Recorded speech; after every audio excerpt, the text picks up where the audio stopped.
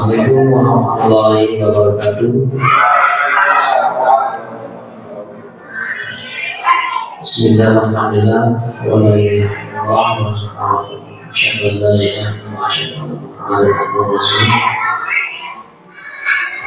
Pertama, sebagai insan Pancasila, insan yang beriman kepada Tuhan Yang Maha Esa, mari kita panjatkan puji kepada Allah Subhanahu wa Ta'ala bahwa pada hari ini kita bisa bertemu bersama, sharing bersama dalam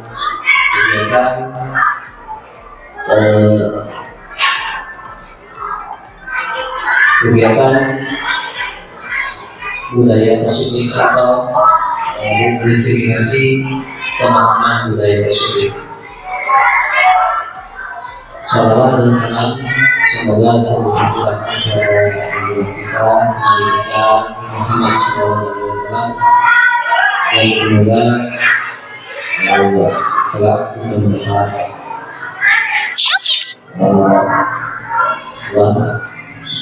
syafaat yang berakhir. Bapak kepala sekolah yang saya hormati, Bapak Ibu guru juga yang saya hormati, mohon maaf terganggu waktunya pada kesempatan ini untuk melaksanakan kegiatan diseminasi budaya positif di SDN. Kegiatan ini merupakan sebuah kegiatan rutin sebenarnya sebelum kita memasuki tahun pelajaran baru.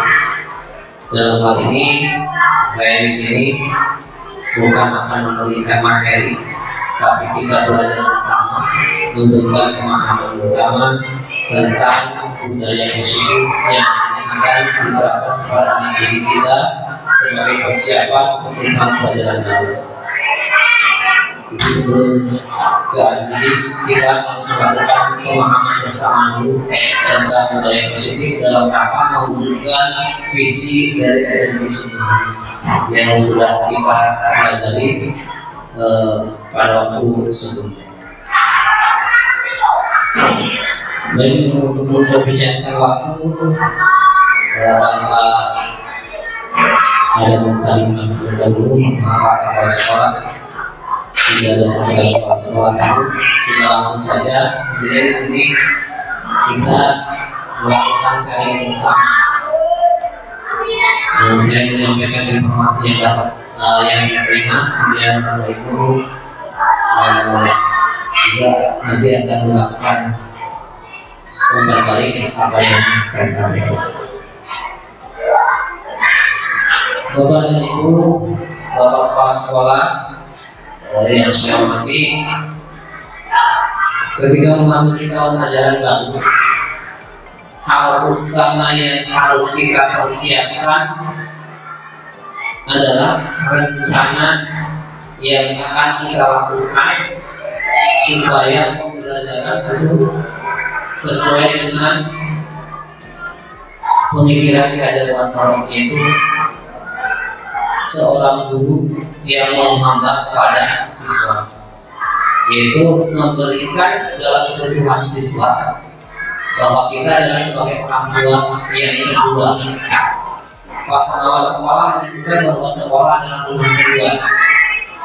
Begitu juga dengan siswa, guru menganggap sekolah adalah rumah kedua. Siswa juga sama, harus menganggap bahwa sekolah adalah rumah kedua bagi mereka. Dalam hal ini dituntut satu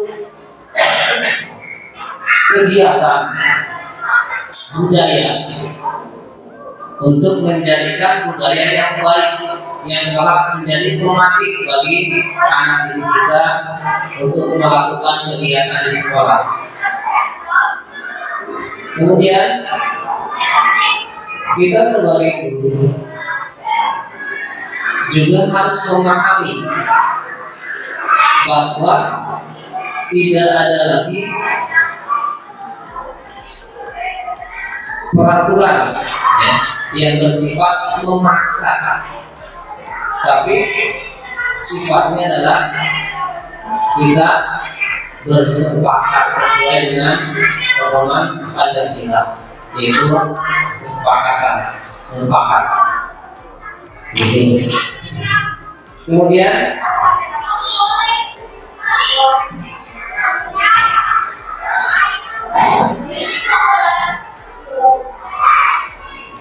ketika terjadi kesalahan, saya sendiri kesalahan pada siswa, mengampuni pada siswa, saya sendiri selalu beranggapan bahwa siswa harus dihukum karena siswa sudah melanggar aturan sekolah. Nah, ternyata ketika kita mempelajari apa yang dipikirkan oleh apa ya sebenarnya role model kita sebagai guru, yaitu kita dengan Allah, ternyata kita tidak harus menghukum, ya. Jadi kita justru kita lah yang pertama kali menanamkan satu kegiatan positif. Nah, di sini kan ada pertanyaan, setuju atau tidak? Ini sebelum kita mempelajari budaya positif, bahwa hukuman dapat mendisiplinkan anak. Bapak Ibu setuju atau tidak? Setuju atau tidak?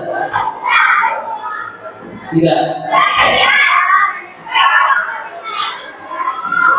Ya, ini pertanyaan yang akan kita jawab secara bersama-sama, karena saya juga mungkin tidak 100% saya memahaminya atau tidak. Kemudian yang kedua, pemberian hukuman dengan hal positif seperti membaca atau membersihkan alam sekolah dapat meningkatkan disiplin anak. Setuju atau tidak? Setuju. Baik. Yang ketiga, memberi penghargaan dapat meningkatkan motivasi belajar anak. Setuju atau tidak? Setuju. Baik, kita akan dalami bersama.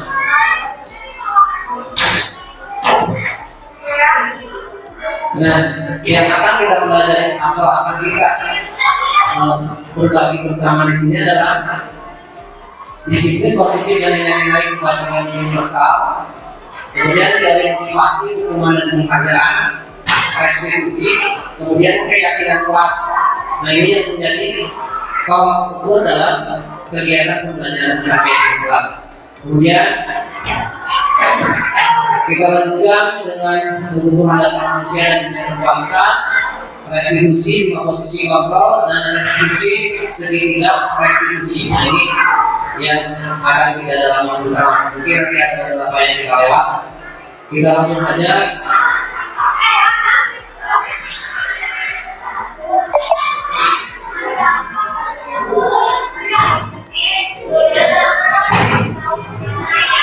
Tentang perubahan paradigma dari kontrol atau dari pilihan ke fungsi kontrol. Ya. Kita selalu berpendapat ya, bahwa guru merupakan, bisa dikatakan guru adalah tangan dewa.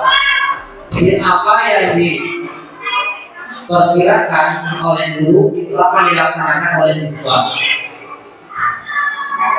Jadi dari kontrol ya, bahwa ilusi guru mengontrol apa yang kita pikirkan akan dilaksanakan oleh murid. Kemudian ilusi bahwa kritik dan membuat orang merasa bersalah dapat menguatkan karakter. Jadi ketika anak merasa bersalah, itu akan menguatkan karakter anak. Kemudian ilusi bahwa semua penguatan positif, efektif dan bermanfaat. Jadi dengan penguatan positif, misalnya dalam hal kebersihan, kita membiasakan siswa melakukan kebersihan, itu akan menambah manfaat ya bagi siswa. Lalu misalkan dalam hal tata krama kita membiasakan, maka akan bermanfaat bagi siswa. Kemudian kalau orang dewasa memiliki hak untuk memaksa, nah itu yang kita pikirkan seperti itu kan? Ya, yang itu seperti itu. Ternyata ada beberapa yang tidak sesuai dengan kenyataan.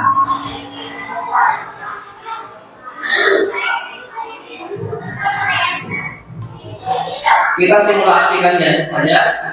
Di sini pertanyaan, siapa sesungguhnya yang memiliki kontrol?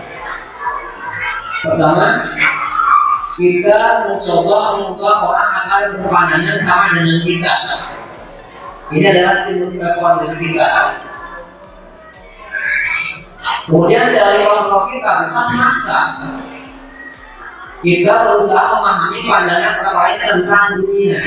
Jadi misalkan kita berpendapat bahwa misalkan gajah adalah besar, kemudian ada pendapat orang lain menyebutkan bahwa gajah adalah telinganya besar, maka kontrol kita adalah memahami bahwa gajah adalah badannya besar, telinganya besar.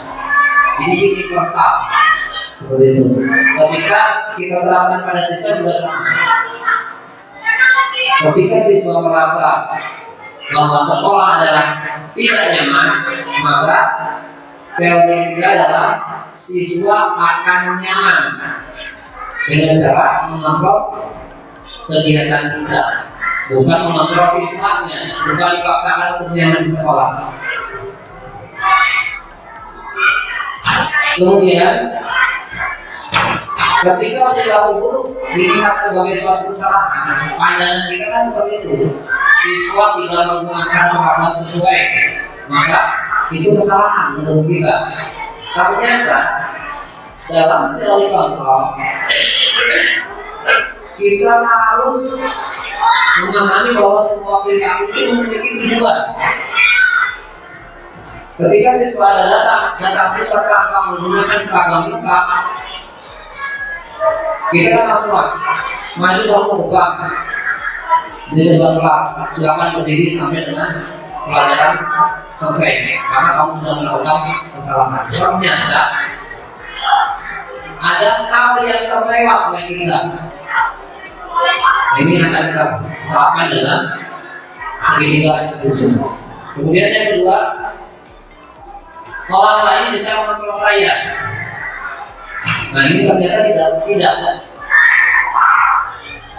Kita sebagai ASN, kita itu dikontrol oleh peraturan. Ya, bahwa ASN bajunya harus seperti ini, datang jam segini. Tapi hakikat manusia, ketika ada peraturan, bahkan di Indonesia menyebutkan peraturan itu dilaksanakan untuk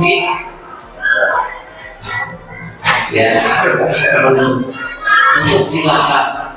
Nah itu karena teori kontrol kita bahwa menganggap kita itu diatur ya. Ternyata yang bisa mengontrol hanya kita sendiri, kesadaran kita. Tidak bisa dikontrol orang lain. Kalau sekolah misalkan besok hari Senin harus datang semua, wajib semua guru datang ke sekolah. Ternyata misalkan kita tidak berangkat, ya ngapain saya harus dipaksa karena saya memiliki kepentingan lain. Nah contoh seperti itu. Karena memang kita tidak bisa dikontrol oleh orang lain. Nah kemudian pemaksaan ada pada saat rujukan gagal. Jadi, kalau dirujuk gagal dipaksa. Ternyata kolaborasi dan konsensus menciptakan pilihan-pilihan baru. Berbicara dari hati ke hati, melakukan satu kesepahaman yang mereka ajukan, yang siswa ajukan, yang kita ajukan juga. Satu ada benang merahnya sebagai tujuan akhir, maka kesepakatan itu akan dilaksanakan. Ini menurut teori kontrol ya. Kemudian model berpikir menang atau kalah. Nah ini masih tetap ya dalam teori kontrol. Model berpikir menang sama dengan menang. Jadi kalau misalkan tidak ada kalah dan menang. Nah di sini kita lanjutkan. Nah teori kontrol ini disampaikan oleh Dr. William Gresham ya. Dalam teori ini yang pertama, Anda tidak bisa mengontrol orang lain, hanya Anda yang bisa mengontrol diri Anda sendiri. Jadi kita hanya bisa mengontrol kita, tidak bisa mengontrol siswa. Makna disiplin belajar kontrol diri dengan menggali potensi kita agar tercapai tujuan mulia, yaitu menjadi seseorang yang kita inginkan berdasarkan nilai yang kita hargai. Kita ingin seperti apa? Anak ini sudah makanya kita harus menggali dulu. Nah di sini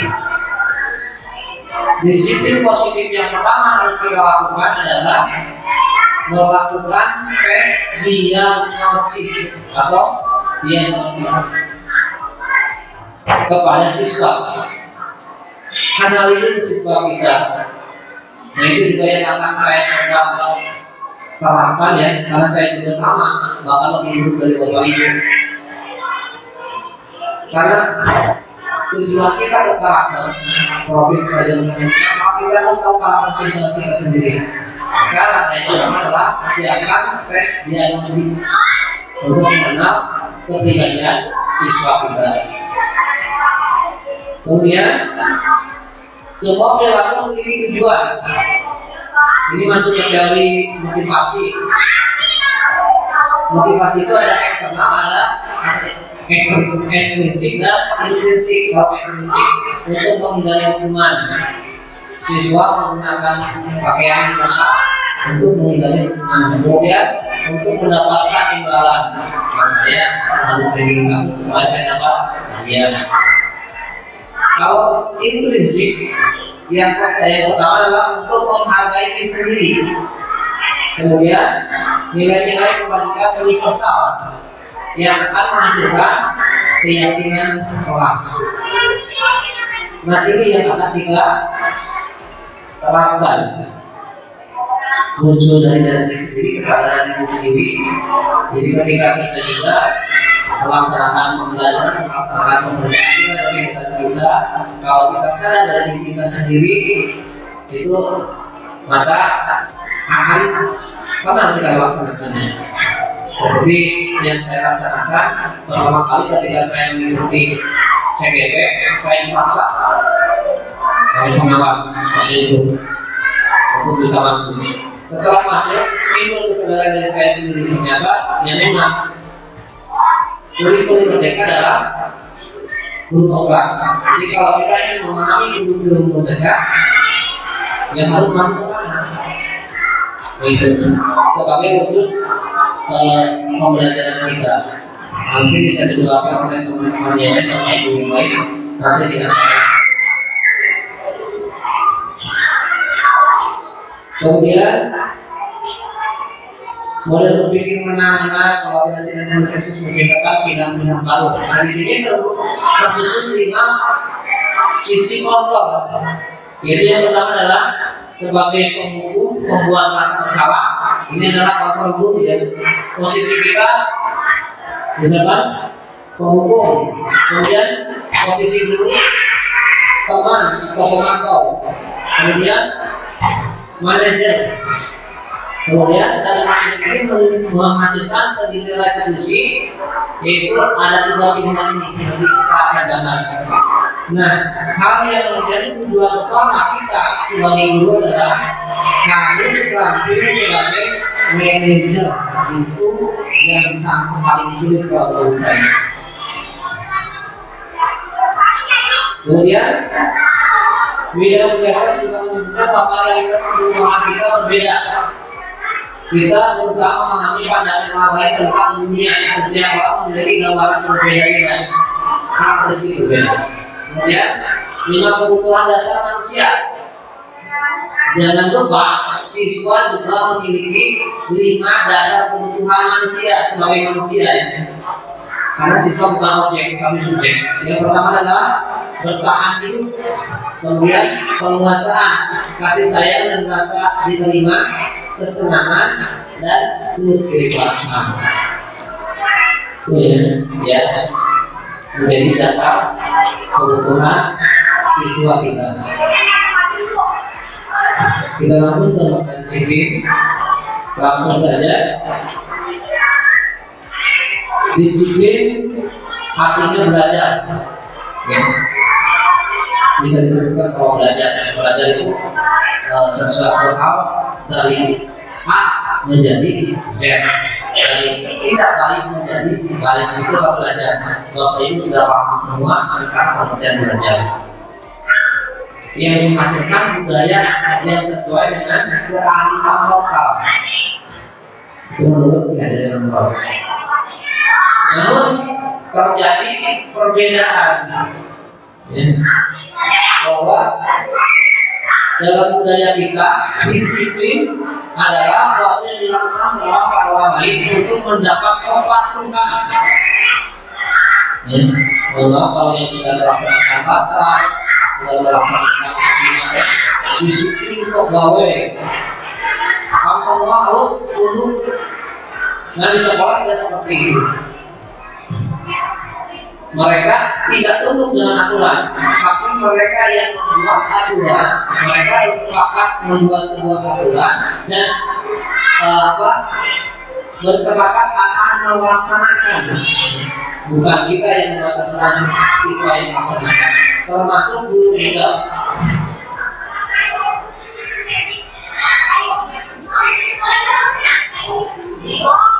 Jadi disiplin itu identik dengan ketidaknyamanan, bukan dengan apa yang kita hargai, mencapai satu tujuan mulia. Saya merasakan pada saat hidup biasa, bangun pagi, tidur malam, kemudian makan diatur. Nah, itu pengertian disiplin yang salah untuk di sekolah. Ya. Seperti itu, jadi tidak seperti itu disiplin. Kemudian nilai-nilai kebajikan universal ini menjadi satu pegangan kita. Kebajikan universal. Jadi setiap perilaku perbuatan memiliki satu tujuan. Apapun perilakunya pasti ada tujuannya. Tidak mungkin ada perilaku tanpa tujuan dan juga alasan. Kemudian motivasi intisip akan terbangun dengan memainkan nilai-nilai kebajikan yang diyakini oleh seseorang. Kemudian nilai kebajikan yang ingin dicapai oleh setiap anak Indonesia dikenal dengan profil pelajar Pancasila. Ini menjadi dasar. Semua insya Allah paham kan? Ini ya. Ada berapa dimensi? 6 dimensi ya.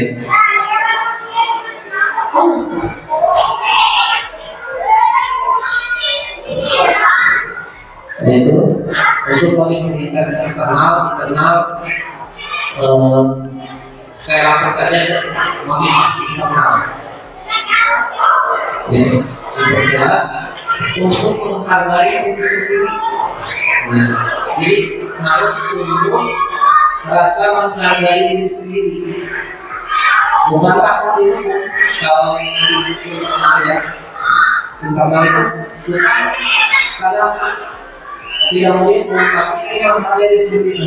Kalau misalkan saya datang rekaman ke sekolah, yang juga sebagai motivasi untuk diri saya sendiri, kalau saya datang ke sekolah, maka saya malu. Sehingga saya berusaha datang ke waktu.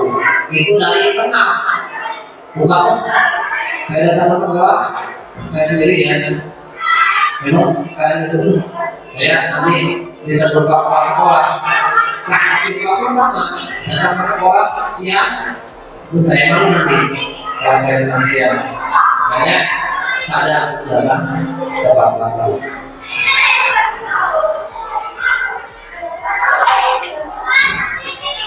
Nah, kemudian ini satu pemahaman tentang merdeka. Kita menyebutkan sekarang merdeka, ya segalanya merdeka. Mau belajar mau tidak terserah. Ternyata mereka itu adalah tidak hanya terlepas dari perintah, akan tetapi juga cakap buat memelihara diri sendiri. Jadi mereka itu kita yang memelihara diri kita sendiri. Dan itu bisa kita diterapkan pada anak. Kita akan berusaha, saya juga akan berusaha untuk menanamkan itu. Tapi tidak tahu apakah saya bisa berhasil atau tidak. Yang penting adalah kita paham bahwa anak itu memelihara dirinya sendiri, bukan kita yang memelihara.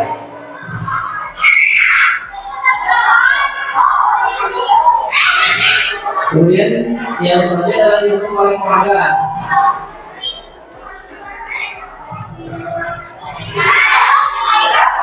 Jadi sebenarnya penghargaan itu sebenarnya hukuman. Kenapa hukuman?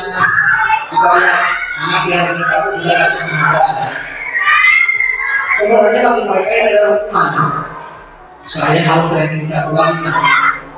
Kalau tidak ranking 1, kalau tidak ranking 1, 2, 3, maka saya tidak akan mendapatkan penghargaan. Jadi pengaruh jangka pendek dan jangka panjangnya itu ada pengaruhnya. Kemudian penghargaan juga mengukur dirinya sendiri. Saya terpaksa, belajarnya terpaksa kan? Karena kejalanan itu. Sehingga apabila tidak ada penghargaan, siswa tidak akan belajar dengan tekun. Penghargaan mengurangi kecepatan. Itu kan tadi, ketika tidak ada penghargaan, sudah terbiasa dengan penghargaan, maka siswa akan terdistract melakukan sesuatu kalau ada tinggalan. Kemudian penghargaan tidak efektif. Penghargaan merusak hubungan. Nah ini, kalau di kelas-kelas tinggi terjadi itu. Seperti itu pemikiran kita ya. Nah, ada juga bahwa penghargaan menurunkan kualitas.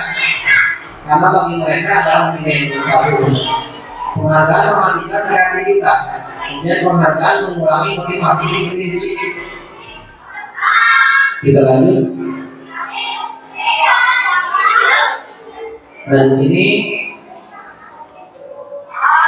bentuk program kebajikan atau apresiasi. Yang pertama adalah beri pengakuan secara khusus, kedua beri pengakuan secara pribadi, tiga beri pengakuan semua murid untuk bergantian, keempat beri pengakuan secara konsisten. Kemudian adalah fokus pada proses. Jadi kita jangan melihat hasil, tapi proses. Ini sudah dilakukan oleh ibu semuanya. Dan di sini contoh situasi pengakuan apresiasi kebajikan. Jadi ketika kita memberikan apresiasi kebajikan, maka hal yang harus kita lakukan pembuka adalah kemarin saya perhatikan. Nah jadi kan kita ada apresiasi. Jadi kita melihat yang hanya kamu terlambat, kamu saya kemudian itu kemarin saya perhatikan. Kemudian rasa empati itu besar sekali. Jadi kita harus berempati. Situasi pada saat menolong murid baru di kelas kita, situasinya seperti itu, ya. Kemudian saya menghargai kepedulianmu, ini kebajikannya kepedulianmu. Kemudian situasinya pada saat membantu teman-temanmu di kelas kelompok. Kemudian pembukanya adalah terima kasih untuk rasa tanggung jawabmu pada saat kamu mengurus perasaan dan masyarakat dengan baik. Nah itu situasi ini bisa diterapkan ya.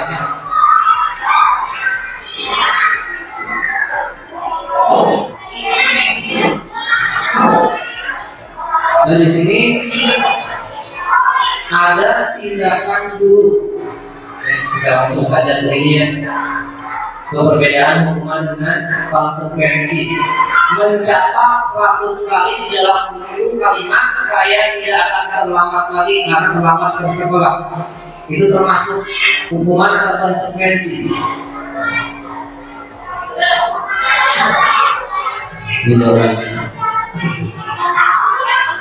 Ini termasuk hukuman. Lari mengelilingi lapangan basket 2 kali karena terlambat hadir di sekolah, ini juga hukuman. Sehingga anak akan ketakutan, trauma, karena dihukum dengan ini. Kemudian murid diminta untuk push up 15 kali karena tidak mengenakan masker ke sekolah, misalnya. Itu juga hukuman. Kemudian menggantikan kertas tugas teman yang telah dicoret-coret. Nah, itu adalah konsekuensi. Kalau kamu sudah coret-coret, sanggup nggak untuk mengganti kertasnya? Sanggup bu, sanggup pak. Nah itu konsekuensinya. Kalau sudah coret-coret, ya siap di kertasnya, silakan. Kemudian membersihkan perubahan air yang selatan tersenggol pada saat belajar. Jadi itu konsekuensi. Kalau perubahan ya dibersihkan gitu. Karena itu sesuai dengan kesalahannya. Kalau tidak masuk sekolah mengelilingi lapangan, tidak sesuai dengan kesalahannya. Itu ya. Jadi perbedaan konsekuensi dengan hukuman. Push up apalagi datang melakukan push up itu hukuman. Kalau konsekuensi tadi tidak mengerjakan PR, silakan kerjakan PR-nya. Atau misalkan silakan ganti tugasnya, nanti di rumah mengerjakan PR ganti PR. Itu namanya konsekuensi.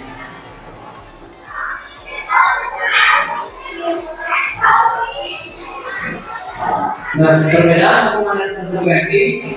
Yang pertama, sesuatu yang menyakitkan harus terjadi. Jelas, hukuman selalu gitu. Tapi konsekuensi sesuatu harus terjadi. Misalkan kita harus belajar tanpa ada tumpahan air, harus itu. Sehingga kalau terjadi ada tumpahan air, harus dibersihkan. Itu namanya konsekuensi. Kalau menyakitkan tadi, itu menyakitkan. Kemudian membuat anak sakit, fisik maupun hati tidak waktu lama. Mana kamu dalam kelas pegang telinga kanan selama pembelajaran, menyakitkan. Itu anak trauma, sakit. Tapi ketika misalkan coret-coret tadi tidak ada kertasnya, konsekuensinya apa sih ada? Kalau nggak ada, cari kertasnya. Bagaimana cara mencarinya? Kita bantu.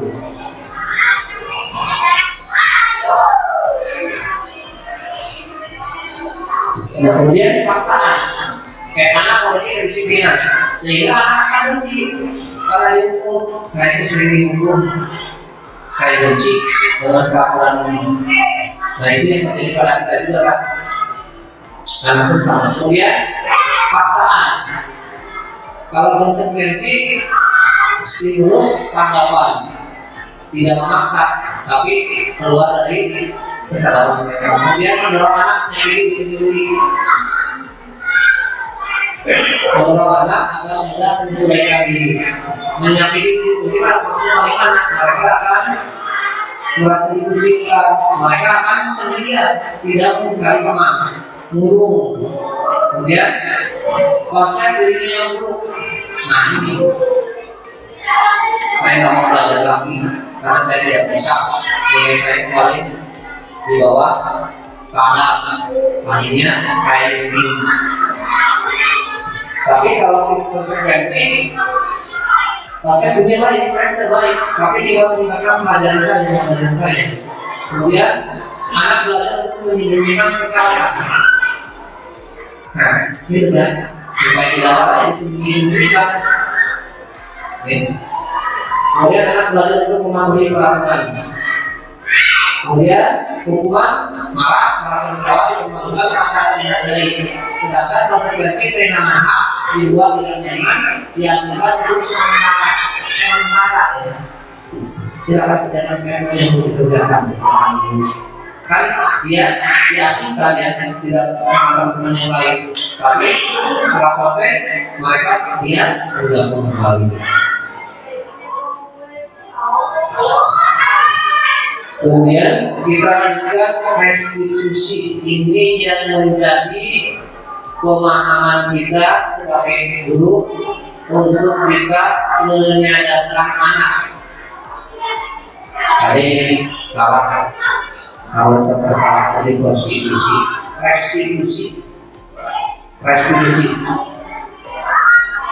Jadi proses menciptakan kondisi bagi murid untuk memperbaiki kesalahan mereka sehingga mereka bisa kembali pada kelompok mereka dengan karakter yang lebih kuat, memperbaiki dari mereka sendiri.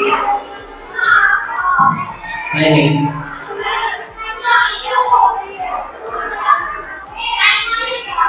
Dari sini banyak sekali ya identitas Bapak mulai sukses dengan disiplin, tapi dengan konsekuensi dan restitusi. Nah ini contohnya seperti ini. Lanjut saja ciri-ciri restitusi. Yang pertama, bukan untuk menebus kesalahan, tapi untuk belajar dari kesalahan. Gitu kan? Kalau menebus kesalahan kan salah, usah, beres. Kalau ini enggak, belajar dari kesalahan. Sekarang salah, berarti besoknya harus tidak salah. Caranya bagaimana? Harus baik. Ada prosesnya. Kemudian memperbaiki lingkungan. Kemudian tawaran bukan pasangan. Ya, sanggup mengerjakan PR sekarang, sanggup mengerjakan tugas sekarang, jangan lupa silakan kerjakan. Gitu. Kemudian restitusi untuk melihat ke dalam diri. Nanti ada kira-kira perbuatan ini salah atau tidak. Iya itu. Terus restitusi mencari kebutuhan dasar yang pada saat ditinggalkan. Tindakan apa yang kamu tidak tepat, yang kamu salah itu jangan seperti apa. Mereka tahu kalau salahnya apa. Kemudian restitusi ini adalah cara yang baik, yang paling baik. Ya, karena refleksi diri sendiri, kemudian elaborasi kesalahannya sendiri, kemudian mengungkapkan kesalahannya sendiri. Kemudian restitusi fokus pada karakter bukan tindakan. Jadi karakternya beralih melakukan refleksi diri sendiri. Kemudian restitusi fokus pada solusinya. Bukan hanya anak tidak mengerjakan PR, tapi dihukum. Tapi ada solusinya supaya besoknya bisa mengerjakan apa solusinya. Itu bedanya restitusi dengan hukumannya. Kemudian restitusi mengembalikan murid yang berbuat salah pada keluarganya. Dia tidak akan minder. Kita masuk ke segitiga restitusi. Sebelum kita masuk ke keyakinan kelas, kita memahami segitiga restitusi. Segitiga restitusi ini adalah satu kata yang menunjukkan tentang ketika kita mencari kesalahan untuk diselesaikan dan mendapatkan solusi. Yang pertama adalah menstabilkan identitas. Ketika siswa melakukan kesalahan, maka jangan buat mereka itu sangat merasa bersalah. Tapi kita bangun dulu supaya mereka tidak merasa bersalah, supaya identitas diri itu naik, ya, tidak anjlok. Kemudian yang kedua adalah validasi kebutuhan alasan melakukan kesalahan. Yang langsung dari poin hukum. Jadi angkat dulu siswa, angkat dulu kisi-kisi siswa supaya mereka tidak ketakutan. Setelah kisi-kisinya stabil, maka kita gali kesalahan, akui kesalahan siswa. Kemudian yang ketiga adalah menanyakan keyakinan. Kita menyebutkan kesepakatan yang sudah dibuat dan kenapa terjadi tidak sesuai dengan kesepakatan. Kemudian dilanjutkan dengan solusinya, solusi.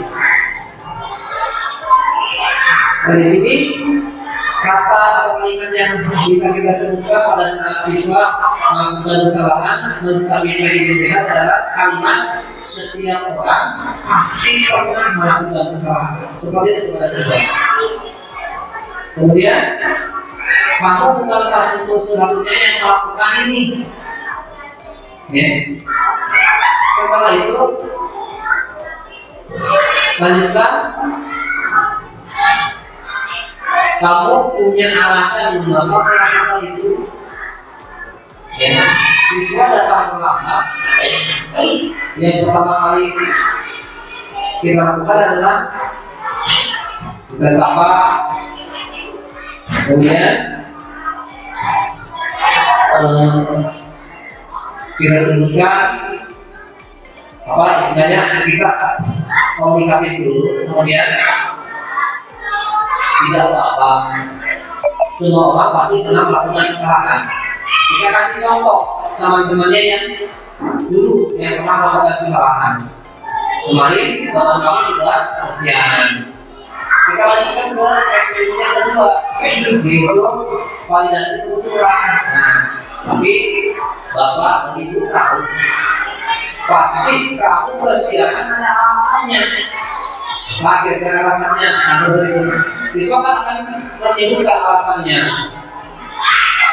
Oh iya, saya kesianan karena tidurnya kemalaman Pak. Atau nonton TV atau main game apa? Oh iya, tentunya salah nggak? Salah. Kesepakatan kelas mana ya? Keyakinan kelas mana yang sudah kalian atau kamu anggap menurut kamu? Oh iya, harus datang tepat waktu atau masuk tepat waktu. Nah, seperti itu. Salah, berarti ya. Itu sudah tahap ketiga ya, menanyakan keyakinan. Kemudian setelah menanyakan keyakinan, kira-kira bisa nggak kamu kalau misalkan tidurnya jam 8 atau tidak main game pada malam hari? Bisa Pak? Bisa. Mulai kapan akan dilakukannya? Atau misalkan ada solusinya, maka saya akan membuat alarm Pak, menyalakan alarm jam 5, jam 4, jam subuh. Kira-kira kapan dilaksanakannya? Malam ini Pak. Nah, kita cek lagi besok. Seperti itu. Menikahkan sana semua. Pulang rumah itu ini perkiraan ya, perkiraan. Kamu bisa cari komunikasi dengan orang tua. Pulang rumah itu sudah menyalakan alarm.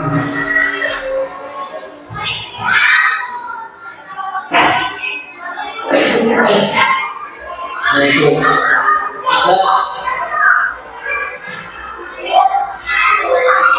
coba lihat di sini ada satu kasus ya. Niko, silakan dulu. Selamat pagi Niko. Biasa saya ini ya. Tapi kayaknya Bapak lihat hari ini kamu tidak membutuhkan PR matematika kamu ya? Apa belum dikerjakan? Ketinggalan dulu. Oh ketinggalan. Lupa ya? Soal pasti kan memang kesalahan. Nah, minggu kemarin kan teman kamu juga ada yang ketinggalan PR di rumah, bahkan ada yang tidak mengerjakan PR. Nah, tapi tidak apa-apa lah. Kamu melakukan kesalahan ini pasti ada alasannya. Apa alasannya coba? Saya sudah menjadwal. Oh, baru bangun tidur, langsung mandi, berpakaian, makan, dan langsung berangkat ke sekolah. Tapi tadi kamu kayaknya datang jam 6:30 ya, mau 7:30 ya? Oh, bagus lah sebenarnya itu kamu sudah bagus ya. Datangnya tidak terlambat, artinya kamu cuma melakukan apa kelemahannya adalah cuma ketinggalan PR dulu, gitu kan? Nah, sekarang kita lihat, ya, kita lihat lagi. Jika tidak melakukan PR, kira-kira tindakan itu melanggar keyakinan kelas atau prinsip dari kamu apa tidak? Melanggar ya, melanggar keyakinan kelas apa? Tanggung jawab. Oh, sikap tanggung jawab. Ya sudah.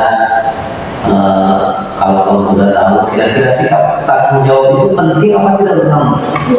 Penting ya. Oke, kalau itu penting, kira-kira tindakan apa yang akan kau lakukan depannya? Disiplin dan belajar. Disiplin belajar kemudian menjadwal pelajaran di sekolah. disiplin belajar, menjadwal pelajaran besok. Terus sekali dipertahankan, coba melaksanakan. Kira-kira kapan mulainya? Nanti malam. Ya, itu sudah mulai ya. Buat saya jadi kalau kamu sudah memperbaiki, kalau kamu akan menjadi orang yang seperti apa? Disiplin dan bertanggung jawab. Disiplin dan bertanggung jawab itu laksanakan nanti ya. Baiklah, kalau seperti itu sekarang silakan kembali ke meja untuk kita melakukan pembelajaran ini. Kita lanjutkan keyakinan kelas. Keyakinan kelas. Nah, di sini ada pertanyaan ya, mengapa tidak peraturan saja, mengapa harus keyakinan kelas? Kita lihat,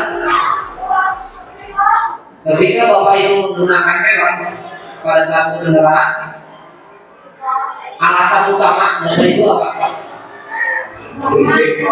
Takut siung polisi, kamu dari polisinya di helm, tidak? Nah itu karena peraturan.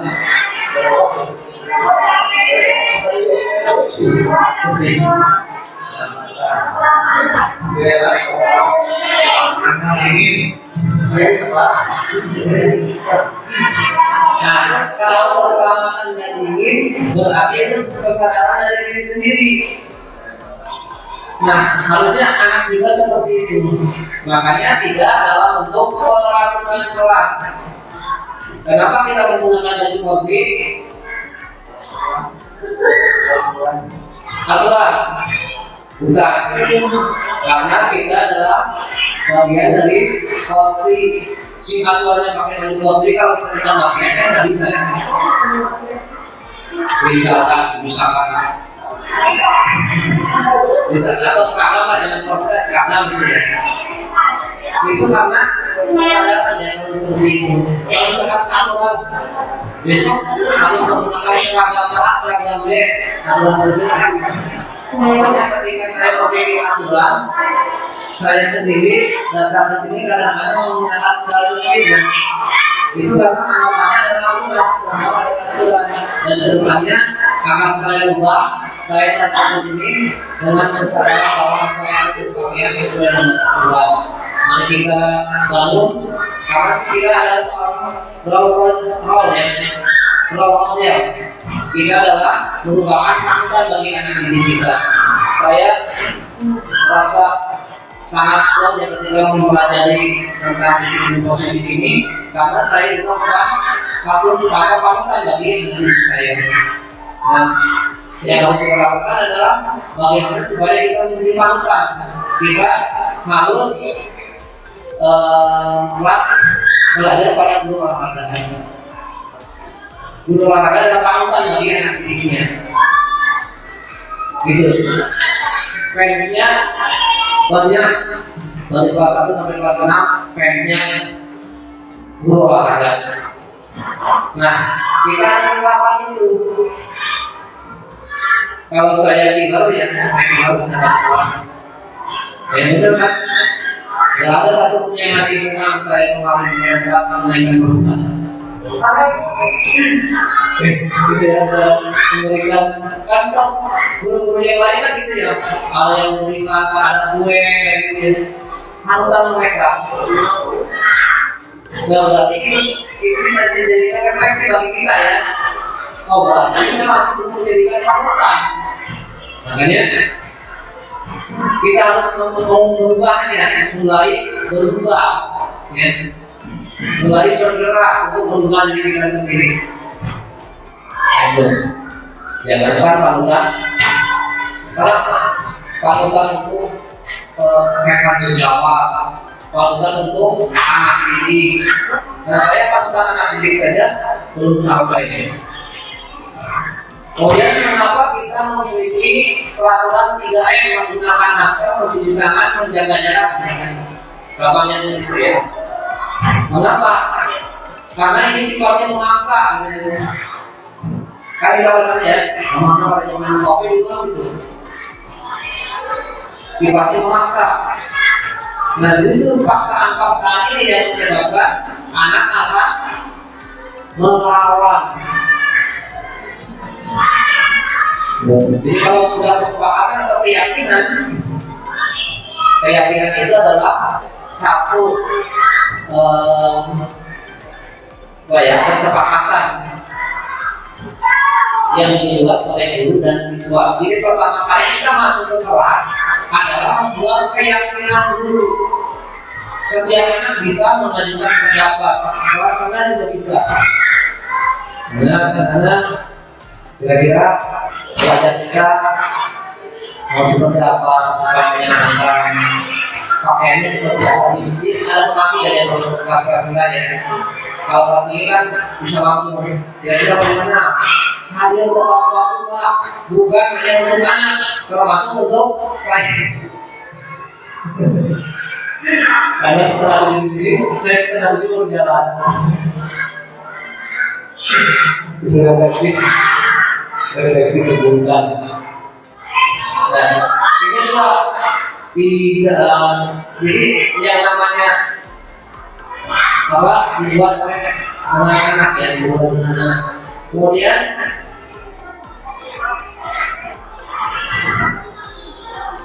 peraturan kelas berubah menjadi keyakinan kelas ya, kalau di sekolah lebih luas. Kemudian lingkungan positif lebih luas lagi dan akan menimbulkan budaya positif. Jadi dimulai dari kelas dulu.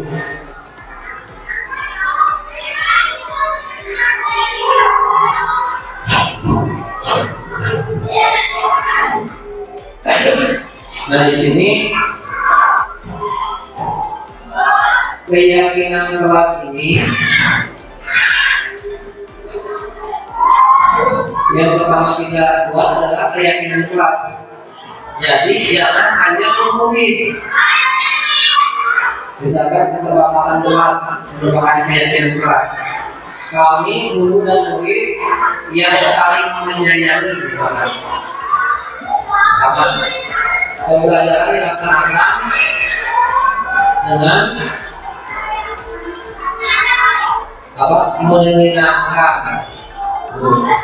Keyakinan kelas. Kemudian semangat kalian menyenangkan lah apa yang disampaikan. Kemudian hadir tepat waktu. Kemudian apa saja yang diinginkan oleh siswa kita ambil saja. Tentunya yang hal positif ya. Makan boleh sambil belajar boleh sambil makan, itu tidak. Karena tertib. Kelas harus tertib masuk, tertib keluar. Oke, kelas. Jadi tidak ada kalau bedanya keyakinan dengan peraturan. Kalau peraturan, siswa harus hadir 15 menit sebelum jam pelajaran dimulai, itu peraturan. Tapi keyakinan kelas, warga kelas atau siswa dan guru hadir tepat waktu pukul 07.00 misalkan. Jadi mereka punya konsekuensi masing-masing.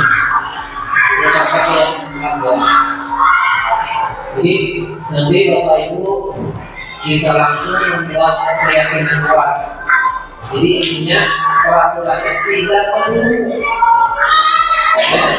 menurut, tapi masih kesepakatan. Jadi tidak ada tanda seru. Misalkan siswa berpakaian rapi, nah itu peraturan. Kalau keyakinan menggunakan pakaian yang rapi, satu menggunakan pakaian yang rapi. Sepakat tidak? Sepakat, itu masuk ke keyakinan. Kalau orang tidak sepakat, kita tanya alasan. Ya, karena dari keyakinan kelas juga ada yang lebih tinggi, yaitu keyakinan sekolah. Ya, ada kata tertib ya, kata tertib itu agak mirip dengan keyakinan. Atau disiplin positif. Disiplin positif dari Sumping Ayu. Satu, guru dan siswa hadir tepat waktu. Itu merupakan disiplin positif. Kedua, menjaga kebersihan lingkungan sekolah. Itu disiplin positif. Tadi kan sudah belajar terakhir yang belum. Akhirnya kita mengetahui bahwa disiplin positif adalah satu kalimat, ya. Kalimat biasanya itu adalah kalimat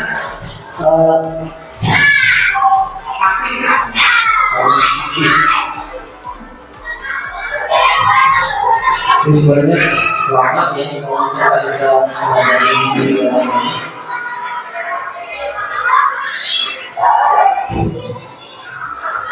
Kemudian kita membuat tabel T dan tabel Y.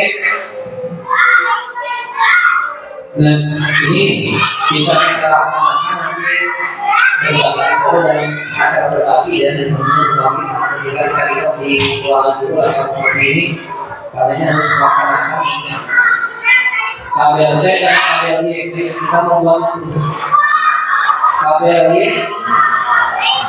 ini ada gambaran terlihat berperilaku. Ya. Itu misalkan format itu masuk ke terlihat dengan perilaku apa saja. Misalkan format terlihatnya kalau format berarti apa?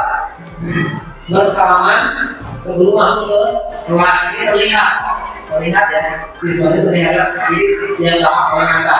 Kemudian kalau terdengar berarti menyapa dengan sopan, itu hormat ya. Kemudian kalau berperilaku yang namanya hormat misalkan berjalan menunduk atau apabila melewati orang banyak, itu ya. Itu kalau tabelnya. Jadi kita bisa buat apa saja, yang penting sama mata. Misalkan visi kita adalah apa, karakter ya, misalkan siswa atau koyok. Jadi kalau misalkan terlihat siswa saling membantu, misalkan itu ya terlihat. Kemudian yang terdengar tidak ada siswa yang menghormati yang lain, berbicara dalam hal yang lain. Kemudian berperilaku tidak terjadi bullying di sekolah, bisa seperti itu. Kemudian kalau misalkan hormat, tabel P hormat tampak seperti ya, kalau tampak seperti misalkan yang hormat dia sebutkan yang terlihat yang siswa menjaga tata krama, itu hormat. Tidak dapat seperti berarti siswa menghargai teman sebayanya dan menghormati gurunya. Jadi bisa dimanfaatkan. Di sini ada contoh-contohnya, nanti bisa kita paparkan lebih dalam lagi.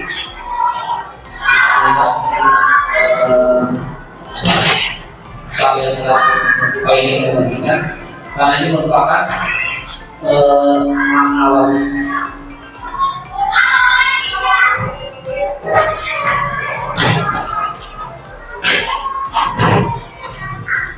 Kita kembali ke kelas. Ini contohnya, selalu memberikan pemerhatian. Misalkan kita ini bukan peraturan, keyakinan adalah tanggung jawab. Ketika kita selesai kata tanggung jawab, kemudian adalah peraturannya berarti menghormati orang lain. Jadi kalimat efektif ya yang panjang. Ya, hari 10 menit. Jadi kita mulai bisa berkomitmen, bisa tepat waktu, atau menghargai yang lain. Itu terserah kita yang ini tidak terlalu panjang, banyak yang kelas. Perbedaannya yang kedua. Kemudian di dalam melakukan kekerasan, ini bisa menghormati orang lain. Nanti bisa kita kaitkan dengan kebajikan masalah. Ya, bisa nanti bisa lakukan kebajikan keras. Nah, itu sedikit yang saya sampaikan, karena kalau mau sampaikan semuanya kita balik lebih dalam lagi, kita belajar sama, kemudian kita praktik lagi, membuat keyakinan tidak akan habis dan tidak akan cukup waktu dalam 1 jam. Ini juga untuk disimulasi ini 120 menit, mungkin itu ya, hanya 60 menit. Jadi itu Bapak Ibu yang dapat saya sampaikan. Sebelumnya barangkali ada yang mau ditanyakan. Ya silakan.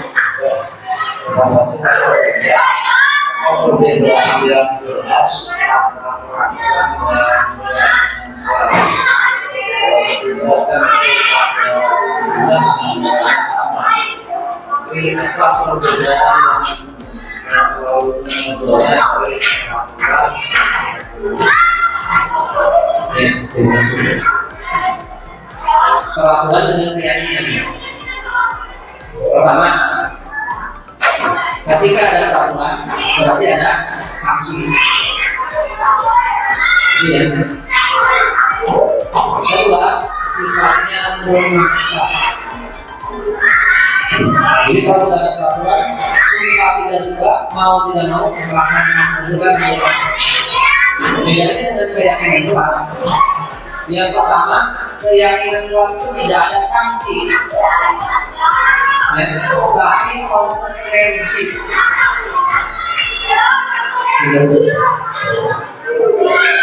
Oh iya, ketika kita melakukan penilaian apa ya? Penilaian pada sesuatu kan penilaian karakter ya Pak. Di buku karakter biasanya penilaian karakter. Siswa ini suka membolos di kelas tinggi ya. Di SMP siswa suka membolos, ketika kasih nilai cek, kemudian nilai cek. Dalam kesepakatan kelas itu tidak ada seperti itu. Jadi ketika siswa membolos, jalan keluarnya seperti apa? Ada pemecahan masalah nggak? Ya, misalkan membolos karena tidak suka pelajaran matematika misalkan. Nah, ini tidak sudah kita nanti bisa konsultasikan dengan guru matematika. Kalau yang lainnya, kalau di SD kan seperti itu kan. Paling misalkan siswa selalu rambutnya panjang misalnya. Nah, ada solusinya. Tidak perlu dihukum. Saya kan salah aja. Sok panjang, jadi cukup lalu hukuman. Yang kelas itu seperti itu. Kemudian yang kedua, tidak melepaskan hak anak. Di mana hak anak itu yang pertama adalah anak adalah dunianya bermain. Ya, dunia bermain. Yang kedua, anak itu perlu kasih sayang. Ya. Jadi ketika kita memberikan konsekuensinya seperti orang tua pada anaknya seperti itu hal, itu bedanya keyakinan. Yang paling dominan adalah keyakinan adalah hasil buah pikir dari siswa. Ya, iya kesepakatan. Jadi kita amati misalkan kalau pelajaran seperti apa, motif Pak. Jadi motif belajar dengan motif atau lebih pendek dengan terlalu panjang. Jadi siswa, nah itu saya yang menyampaikan supaya tertib. Nah lalu ini seperti apa? Kalau kelas kita yang mungkin kelas 1 apalagi yang mungkin lebih utamakan bermain. Misalkan pelajaran menggembirakan, misalkan seminggu sekali akan melaksanakan makan bersama atau apa itu. Berarti di situ melakukan kolaborasi, misalnya apa itu di kesempatan. Yang penting jangan berbanyak dan apa menekan siswa. Kedua, nanti lanjutnya kita berpikir bersama lagi untuk membawa kesempatan kelas. Yang penting apa yang disampaikan siswa itu bisa jadi dulu. Nanti kita lakukan di ruang guru. Kalau misalkan kita kesempatan siswa, kita perbaiki dengan rambu-rambu yang ada di tema-tema yang ada di buku atau materi seperti itu. Ada lagi seperti ini sesuatu yang baru dan membingungkan. Saya juga sama ibu. Kalau tidak ada, kita cukupkan sekian saja. Saya dari saya. Dan kedepannya kita akan melanjutkan saya di sini seperti itu, tapi tidak dalam bentuk harus berbentuk seperti ini. Ini hanya sebagai awal saja untuk membuat ini kedepannya kita membuat komunitas belajar SMP. Ini mungkin bisa kita berikan dalam membuat kemudian kita membuat modul kurikulum mereka. Kedepannya kita bisa komunikasi step by step, kita mengetahui masing-masing. Karena saya bukan untuk merubah sekolah, saya mengubah masing-masing dan kita bersama-sama. Itu. Kalau merubah semuanya pengalaman saya. Terima kasih untuk ini yang dapat saya sampaikan. Mudah-mudahan ini saya mohon maaf jika tutup pertemuan kita ini dengan bacaan dan bersama-sama. Terima kasih. Mohon maaf atas kekurangan. Dengan demi waktunya. Wassalamualaikum warahmatullahi wabarakatuh.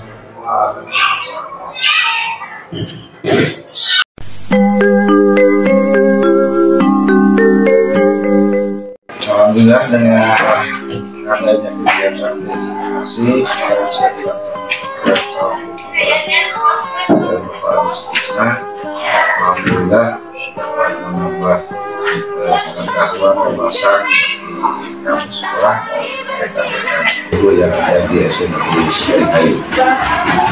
Itu saya sampaikan. Terima kasih. Assalamualaikum warahmatullahi wabarakatuh. Perkenalkan, nama saya Nani Nisa dari SD Negeri Srihayu. Saya mengajar kelas 3. Setelah saya mengikuti destinasi budaya positif, saya akan membuat kegiatan kelas bersama anak-anak yang saya ajar. Saya Ramlan Setiawan, pendidik dari SD Negeri Srihayu. Setelah melakukan diseminasi terkait dengan budaya positif, saya mampu atau mengerti terkait dengan segitiga restitusi. Budaya positif adalah karakter anak didik saya, dan guru adalah role model bagi mereka. Terima kasih sudah menyelenggarakan diseminasi.